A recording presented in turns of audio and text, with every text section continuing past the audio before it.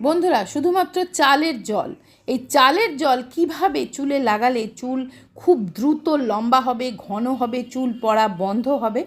তো দেখো, চালটাকে আমি ভালো করে ধুয়ে নিয়ে তারপরে 1 কাপ জলে ভিজিয়ে অন্তত 2 ঘন্টা ভিজিয়ে রেখেছি। তাতে পেয়ে গেছি চালের জল।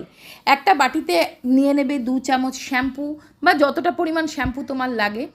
শ্যাম্পুর সাথে দিলাম 1 চামচ অ্যালোভেরা জেল। এখানে আমি মার্কেটের অ্যালোভেরা জেল ইউজ করেছি, গাছের অ্যালোভেরা জেলও ইউজ করতে পারো। ভালো করে মিশিয়ে এটা দিয়ে শ্যাম্পু করে নেবে। আর বন্ধুরা, শ্যাম্পু করার পর কিন্তু বেশিক্ষণ চুল ভিজে থাকলে বেশি চুল উঠতে থাকে। তাই জন্য দেখো, আমি এখানে চুলটা শুকিয়ে নিচ্ছি আগারোর এই হেয়ার ড্রায়ার কাম ভলিউমাইজারটা দিয়ে। এটা চুলটাকে শুধু যে ড্রাই করে তা না, চুলে একটা ভলিউম এনে দেয় এবং চুলের একটা সুন্দর শাইনি সিল্কি ভাব এনে দেয়। চুলটা এতটুকুনি ফ্রিজিনেস দেয় না, আর খুব সুন্দর একটা সেটও করে দেয়। তো দেখো, আমি হালকাভাবে চুলটা শুকিয়ে নিলাম।